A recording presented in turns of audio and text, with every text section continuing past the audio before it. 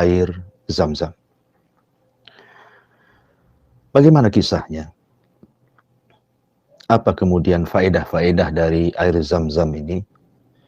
Dan kenapa pula kemudian air ini menjadi air yang sangat berkah yang ada di atas bumi ini? Ma'asyiral muslimin yang dimuliakan Allah Subhanahu wa taala. Kita melihat sejarah kemunculannya dulu, baru kita uraikan tentang faedah-faedahnya. Bicara tentang air Zam-Zam, tidak lepas dari kisah Abul Anbiya, bapaknya para nabi. Nabi Allah Ibrahim alaihi salatu wassalam dan juga istrinya Hajar alaiha salam. Singkat cerita, ketika Ibrahim alaihi salatu wassalam memiliki keturunan Ismail dari istri keduanya Hajar.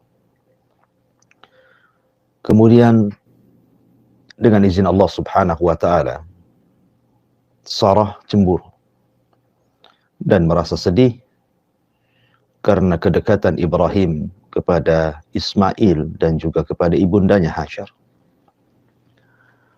Sehingga kecemburuannya inilah meminta kepada Ibrahim untuk menjauhkan Hajar dari dirinya. Dan tentu semua karena kehendak Allah Subhanahu wa taala. Innallaha idza arada syai'an ahya asbaba. Allah Subhanahu wa taala kalau menghendaki sesuatu pasti akan menghidupkan sebabnya. Akhirnya kemudian Allah perintahkan Ibrahim untuk membawa Hajar ke negeri yang tandus, kering kelontang. Negeri Arab yang kemudian dikenal dengan negeri Makkah. Berangkatlah Ibrahim dan juga istrinya Hajar dan putranya yang masih kecil Ismail alaihi salam menuju wadin ghairi di zar'in inda baitikal muharram. Jelaskan dalam Al-Quran, menuju sebuah lembah yang tidak ada tanaman, tapi di situ ada Baitullah yang kelak akan dibangun Ismail dan juga ayahandanya Ibrahim alaihima assalam. Ketika sudah sampai di lembah tersebut, berdasarkan riwayat Bukhari, maka Ibrahim alaihi salatu wassalam kemudian meninggalkan keduanya. Tentu Hajar, seorang wanita, ditinggal begitu saja di negeri yang sangat menakutkan. Tidak ada manusia, tidak ada pohon, tidak ada air, tidak ada binatang. Menakutkan. Di sebuah lembah. Kemudian Hajar pun bertanya kepada Ibrahim, "Ila aina tadhhab, ya Ibrahim? Wa limadha tatrukuna hahuna?" Hendak pergi kemana wahai Ibrahim? Dan kenapa kau tinggalkan kami di sini? Tapi Ibrahim tidak menjawab. Sampai akhirnya kemudian Ibrahim menjelaskan bahwa aku tinggalkan dirimu di sini ilallah, kepada Allah Subhanahu wa taala. Setelah kemudian Hajar yang memang sudah terdidik dari Ibrahim alaihi salatu wassalam, dia paham maksudnya. Sehingga dia mengatakan, kalau begitu idhhab ya Ibrahim fala yudayyi'un Allah. Saya yakin Allah tidak akan menyia-nyiakan kehidupan saya di sini. Maka Ibrahim pun kemudian pergi.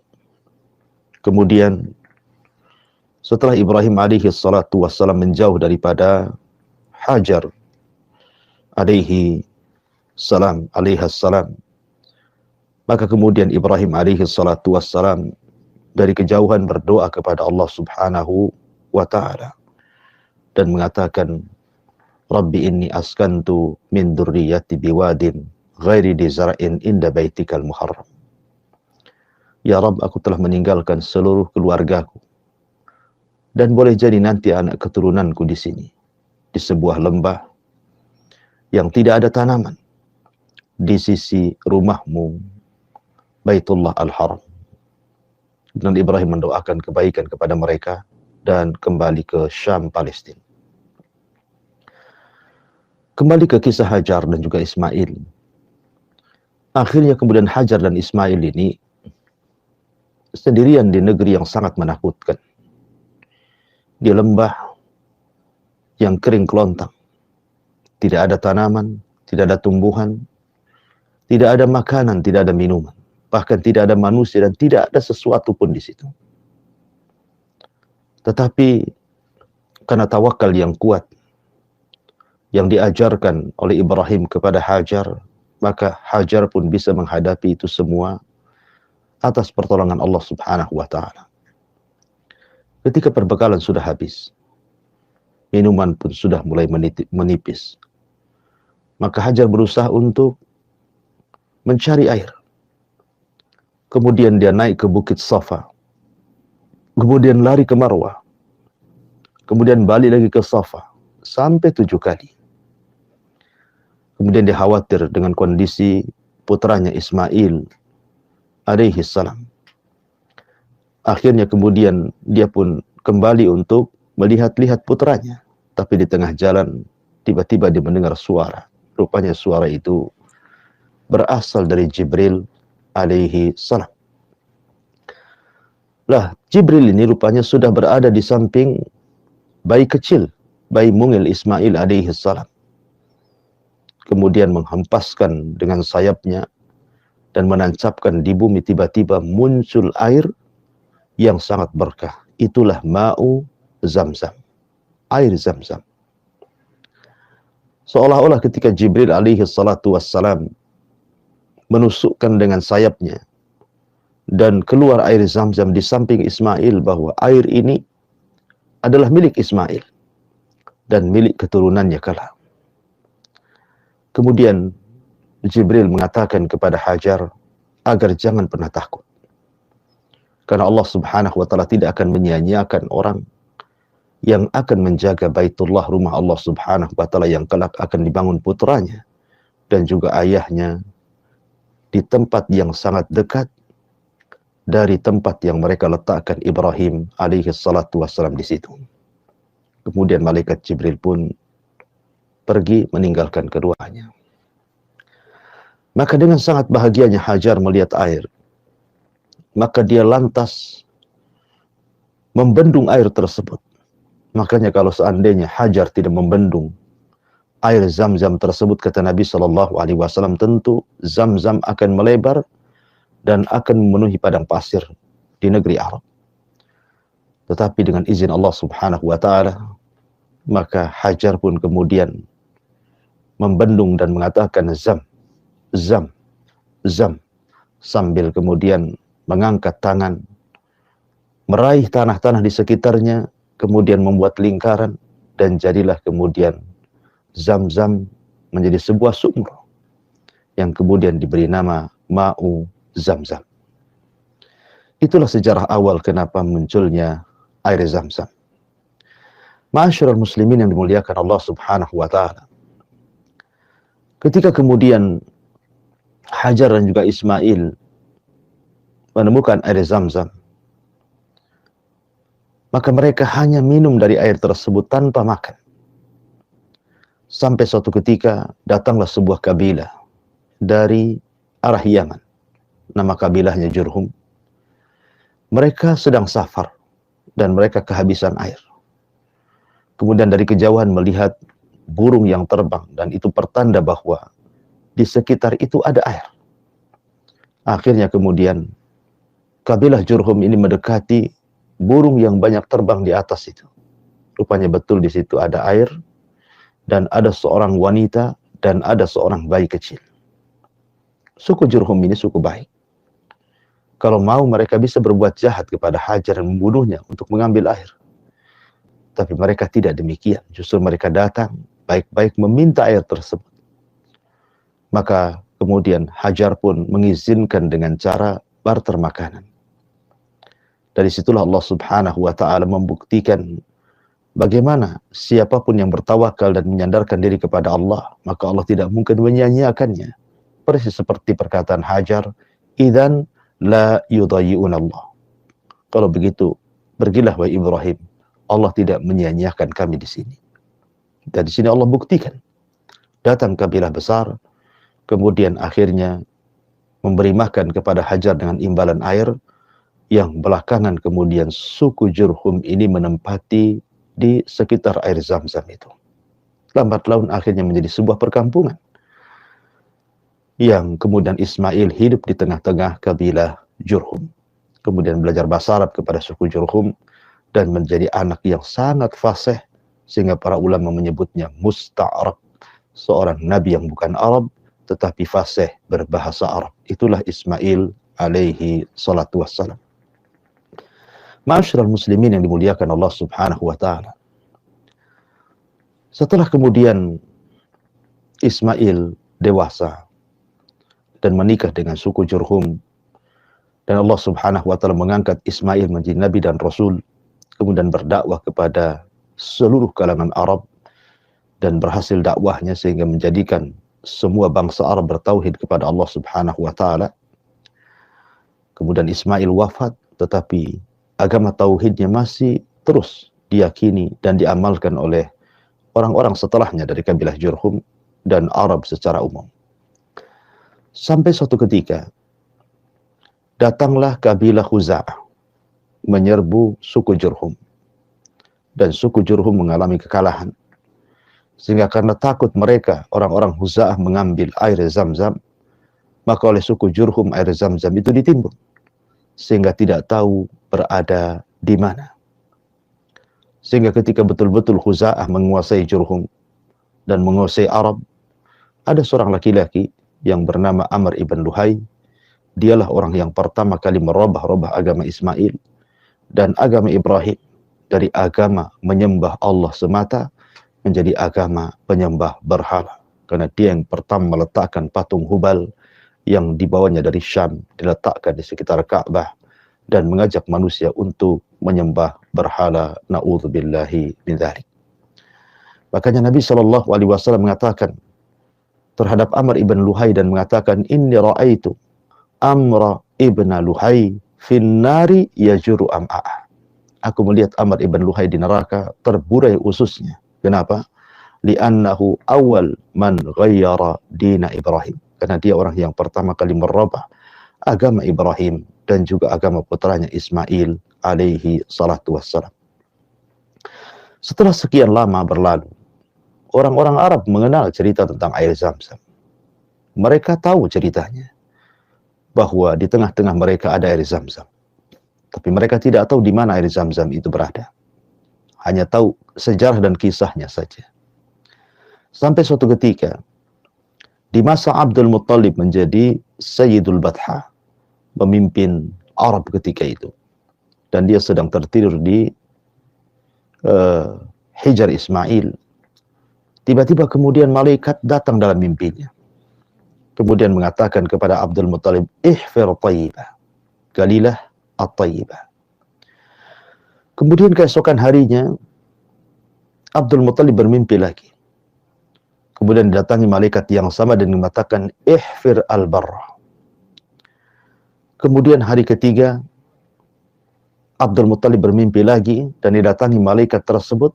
Kemudian dikatakan, ihfir al-madnunah. Abdul Muttalib heran. Pada mimpi pertama disuruh menggali at-tayyibah. Mimpi kedua disuruh menggali barra. Kali ketiga disuruh menggali madmunah yang tersimpan. Kemudian pada hari keempat datang lagi dan jelas-jelas kemudian malaikat ini mengatakan kepada Abdul Muttalib, ihfiriz Zam-Zam. Galilah air Zam-Zam. Kemudian dalam mimpi itu malaikat mengisyaratkan di antara ciri-ciri letak Zam-Zam. Di antaranya adalah qaryatun namlin. Di situ ada kampung semut. Kemudian yang kedua, ada yang kurul ghurab. Ada burung gagak yang sedang mematuk-matuk. Kemudian yang ketiga, intisyarud dam, di mana akan ada darah yang tertumpah di situ. Kalau ada tanda-tanda tiga ini, berarti galilah di situ. Maka disitulah terdapat air Zam-Zam. Akhirnya kemudian Abdul Muttalib suatu hari dia lewat di perkampungan Arab. Akhirnya dia lewat di sebuah tempat yang banyak semutnya. Dia teringat dengan mimpinya. Kalau di situ ada kampung semut, kemudian dia melihat ada gagak yang sedang mematuk-matuk semut di situ. Kemudian tiba-tiba ada unta lari, dikejar-kejar oleh pemiliknya. Ketika sampai di kampung semut tersebut, tiba-tiba pemiliknya menyembelih unta tersebut sehingga darah kemudian menumpah di tempat yang banyak semut itu. Abdul Muttalib terfikir bahwa jangan-jangan ini mimpi yang diisyaratkan dalam mimpiku. Akhirnya kemudian Abdul Muttalib pun berusaha menggali tempat tersebut. Subhanallah, ketika Abdul Muttalib dan juga putranya yang ketika itu tidak memiliki putra kecuali satu namanya Al-Harith, dan Harith kemudian mencangkul tempat tersebut. Setelah kemudian beberapa meter dia mencangkul, rupanya Abdul Muttalib dan juga Al-Harith mendapatkan pondasi daripada sumur Zamzam. Disitulah kemudian keduanya bertakbir. Mendengar takbirnya keduanya, maka pembesar-pembesar Quraisy pada datang. Kemudian mereka mengetahui bahwa Abdul Muttalib telah menemukan air Zamzam yang selama ini ditimbun oleh kabilah Jurhum.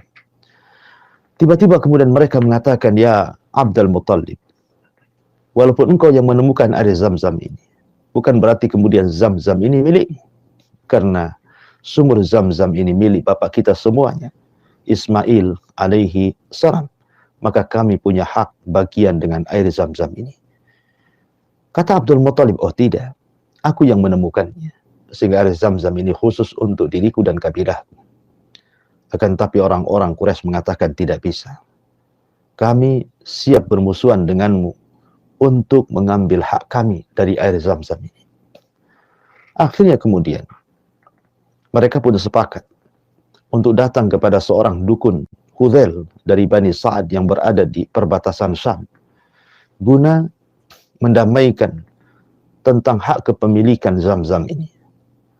Akhirnya kemudian berangkatlah masing-masing kabilah mengutus nafar beberapa orang untuk mengadu kepada sang dukun Hudzail yang ada di Bani Sa'ad, yang ada di perbatasan Syam. Sementara dari Hijaz ke sana itu cukup jauh karena melintasi padang pasir. Berangkatlah rombongan ini bersama Abdul Muttalib untuk menemui sang dukun Hudzail yang ada di perbatasan Syam. Karena jauhnya jarak, akhirnya kemudian kehabisan bekal di tengah jalan. Kemudian satu persatu banyak meninggal.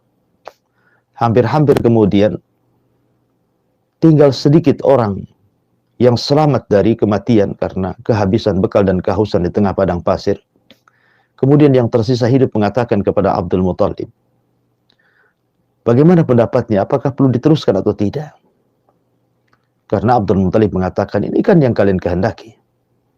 Akhirnya kemudian singkat cerita, ketika mereka sudah dalam kondisi kritis, sudah kehausan luar biasa dan hampir meninggal, tiba-tiba Allah Subhanahu wa taala takdirkan Abdul Muttalib kakinya menginjak padang pasir dan di balik sepatu yang dipakainya keluar air. Dari situlah akhirnya kemudian Abdul Muttalib minum dari air tersebut dan bisa memberi minum orang-orang yang atau pimpinan kabilah yang tersisa dan juga unta-unta mereka sehingga kemudian mereka terselamatkan. Dari situlah akhirnya mereka pun tidak jadi datang kepada dukun dan berterima kasih kepada Abdul Muttalib yang sudah menemukan air di tengah padang pasir, dan mereka mengatakan, ya Abdul Muttalib, al-an la nukhasimuka abada fi ma'i Zamzam.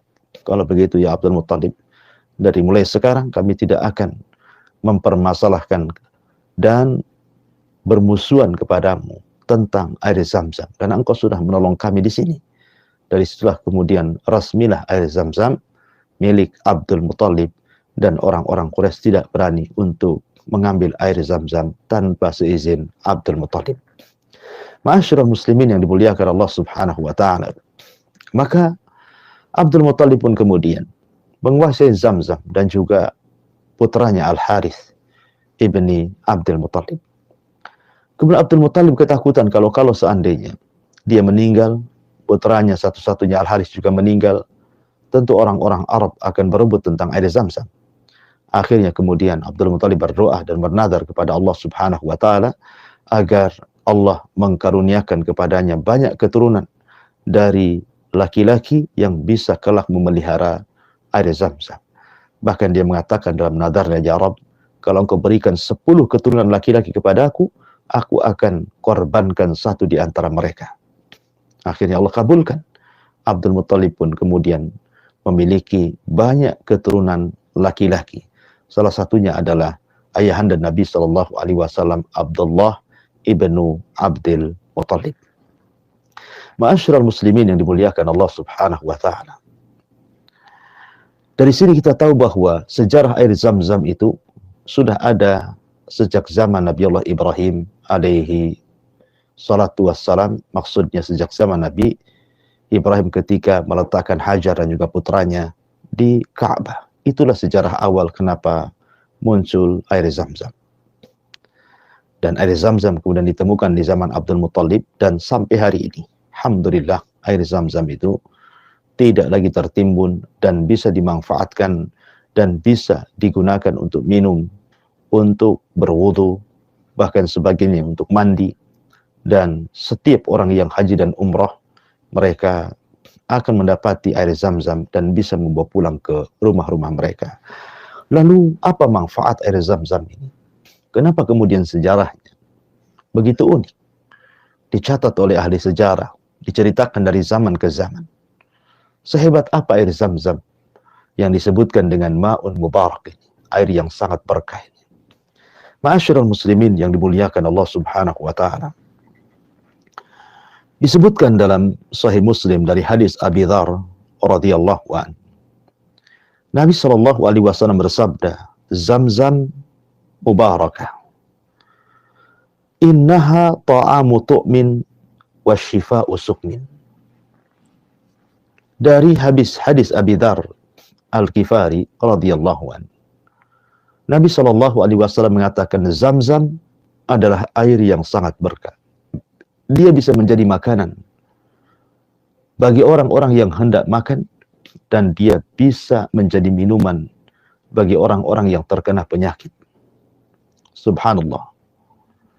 Kita tahu tadi sejarah Hajar. Hajar berhari-hari, yang tidak tahu entah berantah, apakah berhari-hari atau berbulan-bulan, sampai datang suku Jurhum.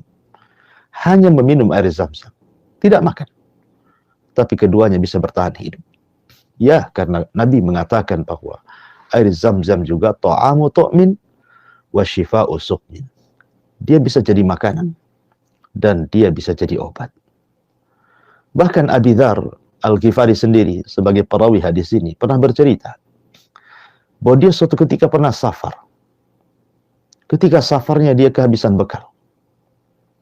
Hanya membawa air Zam-Zam, tidak ada makanan. Selama 30 hari. Dia tersesat sehingga dia harus meminum air Zam-Zam setiap hari tanpa makan. Selama 30 hari. Salathina yauman. Tapi kata Abi Dzar Al-Ghifari radhiyallahu mengatakan, sungguh ketika aku mengkonsumsi air Zam-Zam selama 1 bulan, hatta samintu, sampai aku gemuk. Subhanallah. Hanya minum air Zam-Zam selama 1 bulan karena kehabisan bekal di perjalanan. Abi Dzar Al-Ghifari mengatakan, sampai aku gemuk hanya karena meminum air Zam-Zam. Sadaqallahul azim wa sadaqa rasuluhul karim.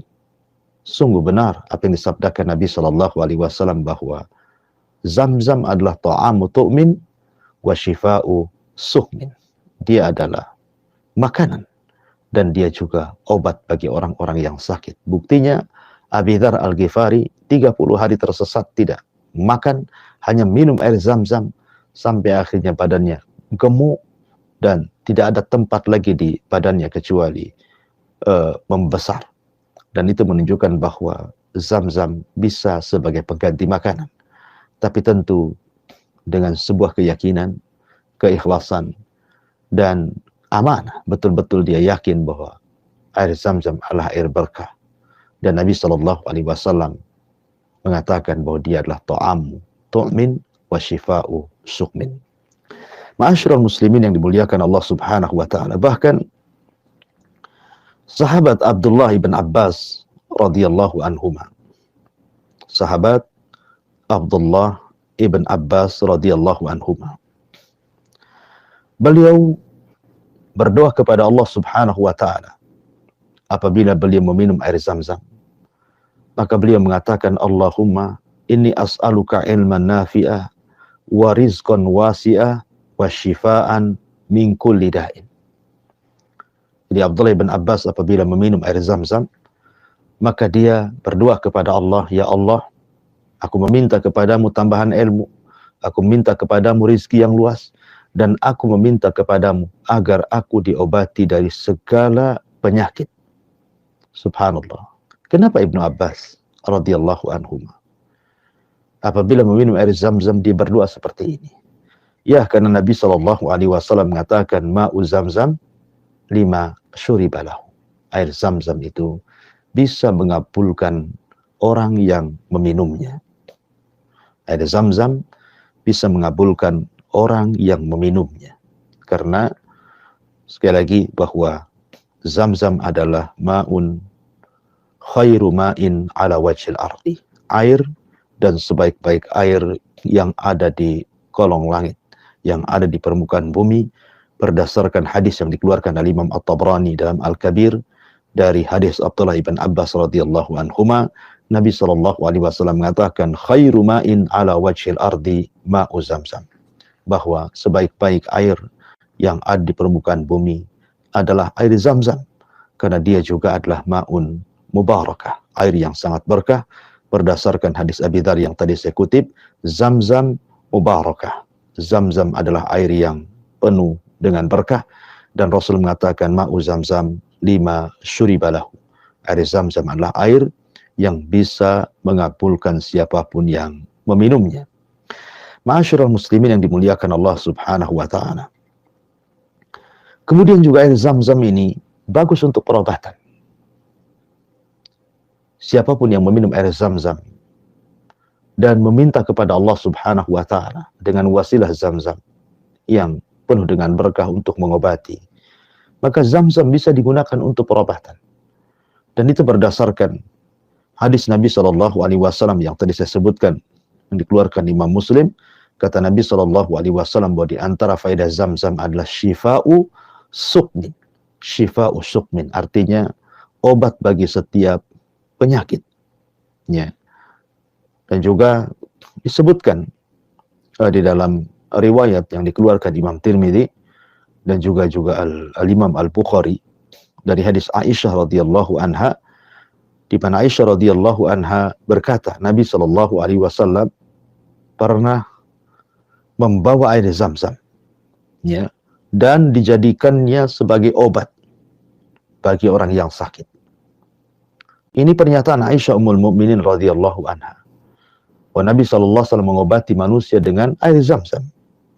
Dan itu juga disyaratkan di beberapa perkataan para ulama salaf, di antaranya Al-Imam Ibnul Qayyim rahimahullahu ta'ala. Beliau juga pernah mengalami sakit, kemudian beliau mengobati dengan cara minum air Zam-Zam, dan Allah Subhanahu wa ta'ala sembuhkan penyakitnya. Ma'asyiral muslimin yang dimuliakan Allah Subhanahu wa ta'ala, termasuk juga air Zam-Zam ini bisa membersihkan bukan hanya penyakit badan, tapi juga penyakit hati. Ingat ketika kita menceritakan tentang pembelahan dada Nabi SAW saat peristiwa Isra Mi'raj, bagaimana Jibril alaihi salatu wassalam kemudian membawa Rasul dalam peristiwa besar ini, dan salah satu peristiwa yang dialami Rasul adalah pembelahan dada. Apa yang terjadi?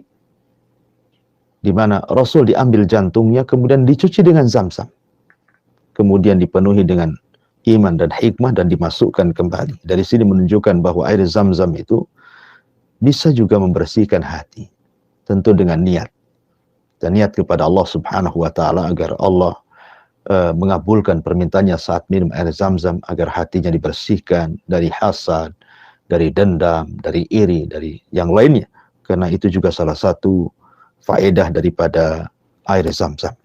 Ma'asyiral muslimin yang dimuliakan Allah Subhanahu wa ta'ala, tentu faedah-faedah lainnya sangat banyak sekali kalau kita mau kupas tentang air yang sangat berkah ini. Namun waktu juga yang memisahkan kita. Insyaallah kita akan kupas lain kesempatan. Akhirnya saya kembalikan kepada moderator Falyatafaddal.